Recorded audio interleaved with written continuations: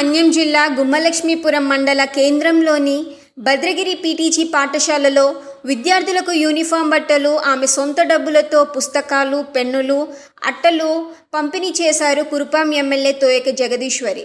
మొదటగా నృత్యాలతో ఘనంగా స్వాగతం పలికి పాఠశాలలోనికి ఎమ్మెల్యేను ఆహ్వానించినారు విద్యార్థులు, ఉపాధ్యాయులు.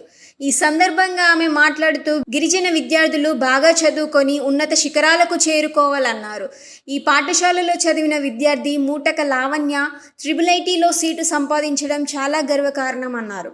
ప్రతి విద్యార్థి లావణ్యలాగే బాగా చదువుకొని ఉన్నత స్థానంలో ఉండి పాఠశాలలకు, మీ గ్రామానికి, మండలానికి మంచి పేరు తీసుకురావాలని ఎమ్మెల్యే జగదీశ్వరి అన్నారు. అనంతరం IIITలో సీట్ సంపాదించిన మూటక లావణ్యను శాలువాతో సన్మానించారు ఎమ్మెల్యే జగదీశ్వరి. అనంతరం పాఠశాలలో ఉన్న డార్మిటరీ భవనాన్ని సందర్శించారు. ఆ భవనం పూర్తిగా శిథిలావస్థకు చేరుకోవడంతో నూతన డార్మిటరీ భవన నిర్మాణానికి ప్రతిపాదనలు సిద్ధం చేయాలని సంబంధిత అధికారులకు ఆదేశించారు. ఈ కార్యక్రమంలో నందివాడ కృష్ణబాబు, డొంకాడ రామకృష్ణ, కట్రాడ కళావతి, రొబ్బ లోవరాజు తదితరులు పాల్గొన్నారు.